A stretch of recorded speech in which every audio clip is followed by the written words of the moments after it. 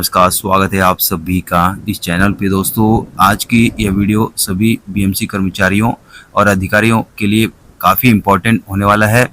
जी हाँ दोस्तों, आप अपने स्क्रीन पे देख पा रहे हो कि सामान्य प्रशासन विभाग की तरफ से एक इम्पॉर्टेंट आदेश जारी किया गया है। आपको बता दो कि सामान्य प्रशासन विभाग यानी कि जीएडी की तरफ से जो भी आदेश जारी किया जाता है वो सभी डिपार्टमेंट के ऊपर लागू होता है। तो यह आदेश काफ़ी इम्पोर्टेंट है। यह सर्कुलर कर्मचारियों के 55 साल पूरा होने पर मिलने वाले सेवा सातत्य यानी कंटिन्यूएशन ऑफ सर्विस के बारे में है। आप अपने स्क्रीन पे देख पा रहे हो कि यह सर्कुलर 31 जुलाई 2026 की डेट में जारी किया गया है। तो चलिए आपको बता दूं कि सेवा सातत्य क्या है और पहले क्या परेशानियां थी। अब इस नए सर्कुलर में कौन कौन से नियम बताए गए हैं जो कि आगे चलकर लागू होने वाला है। तो वीडियो को आप पूरा देखिए। अगर आप चैनल में पहली बार आए हो तो चैनल को फ्री में सब्सक्राइब जरूर कर लीजिए। वीडियो को लाइक और शेयर सबके साथ जरूर कीजिए ताकि वे भी सभी सर्कुलर से अपडेट रहें। तो सबसे पहले दोस्तों आपको बता दूं कि सेवा सातत्य क्या है। सभी कर्मचारी जानना चाहते हैं कि सेवा सातत्य आखिर होता क्या है।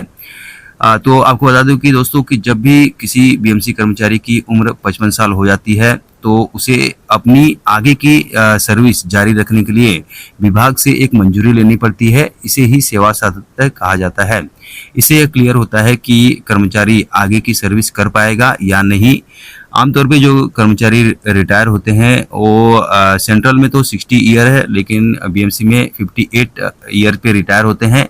तो 55 साल में सेवा सातत्य दिया जाता है ताकि अगर सेवा सातत्य ओके है तो वे आगे की सर्विस कर पाते हैं। या अगर सेवा सातत्य उनका बराबर नहीं है तो उनको नौकरी से अनिवार्य सेवानिवृत्ति दी जा सकती है। इसलिए सेवा सातत्य इम्पोर्टेंट है कि सभी का सेवा सातत्य जो है वो बराबर होना चाहिए ताकि वे आगे अपनी सर्विस कंटिन्यू कर पाएं। होता क्या था कि पहले के नियम के अनुसार सेवा सातत्य की मंजूरी के लिए कर्मचारी का मेडिकल टेस्ट करवाना अनिवार्य होता था, लेकिन असल में बड़ी समस्या आ रही थी कि कई कर्मचारियों को समय पर मेडिकल के लिए भेजा ही नहीं जाता था, जिससे कि कई लोग बिना मेडिकल करवाए ही रिटायर हो जाते थे।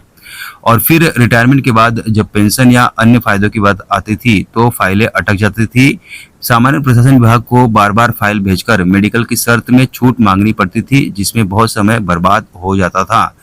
अब दोस्तों इसी परेशानी को हमेशा के लिए खत्म करने के लिए बीएमसी ने पुराने सभी जितने पहले के सर्कुलर थे, पहले 12 सर्कुलर निकाले गए थे, उसको रद्द कर दिया गया है। अब एक नया जो सर्कुलर जारी किया गया है, अब यही सर्कुलर आगे फॉलो किया जाएगा। इसी के अनुसार सेवा सातत्य की मंजूरी दी जाएगी। तो चलिए दोस्तों, अब नए नियम में क्या क्या है चलिए आपको बता दूं। पहला और सबसे बड़ा नियम यह है कि फाइल भेजने का समय क्या होगा। अब कर्मचारी के 55 साल पूरा होने से ठीक 6 महीने पहले ही संबंधित स्थापना प्रमुख को सेवा सातत्य का प्रस्ताव तैयार करके सक्षम अधिकारी को भेजना होगा।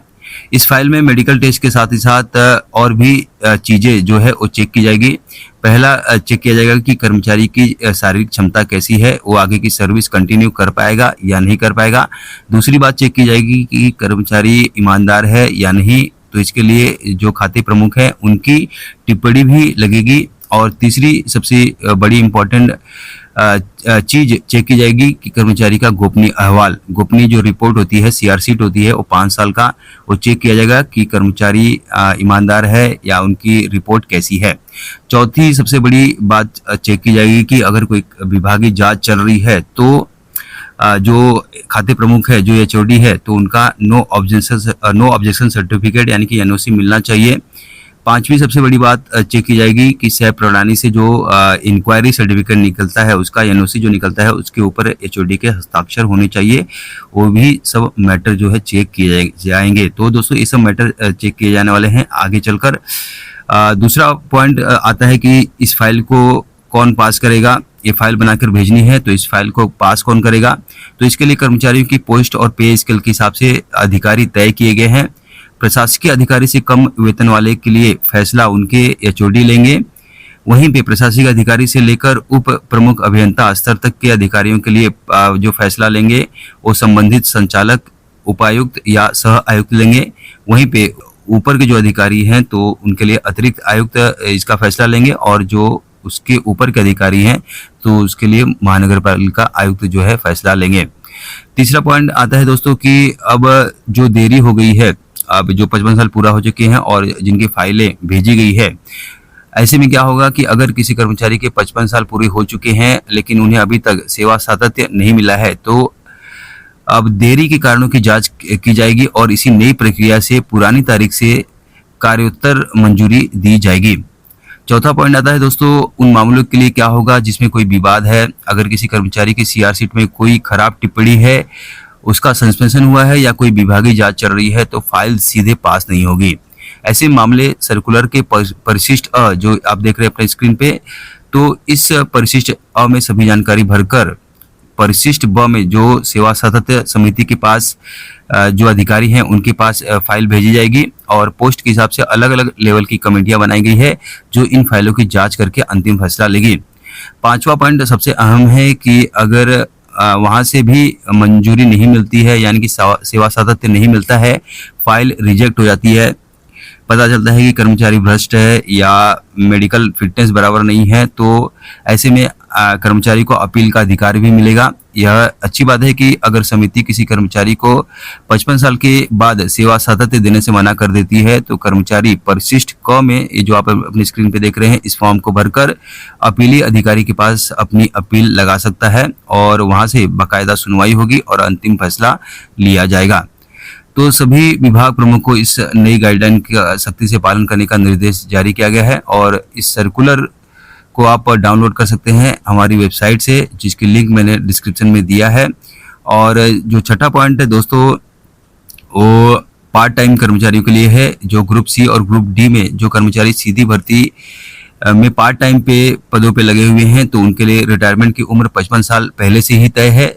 इसमें शर्त दी गई है कि अगर उनकी नौकरी के 3 साल पूरे होने से पहले ही वे 55 साल के हो जाते हैं तो उन्हें सेवा सातत्य की कोई जरूरत नहीं पड़ेगी। लेकिन अगर रिटायरमेंट से पहले उनकी सर्विस 3 साल से ज़्यादा की होने वाली है, तो वे 3 साल पूरा होने की तारीख या 55 साल पूरा होने की तारीख में जो भी बाद में आएगी, उस दिन से उनके लिए सेवा सातत्य की कार्रवाई करनी होगी।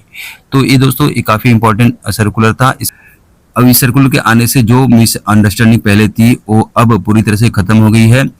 अब दोस्तों क्या सिस्टम है, कैसी कार्रवाई करनी है, पूरा यहाँ पे सिस्टमेटिक बताया गया है।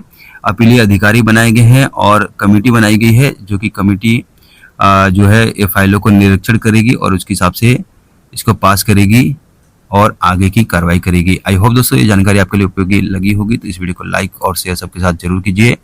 मिलते हैं किसी नई वीडियो के साथ, तब तक के लिए बाय, थैंक यू, जय हिंद।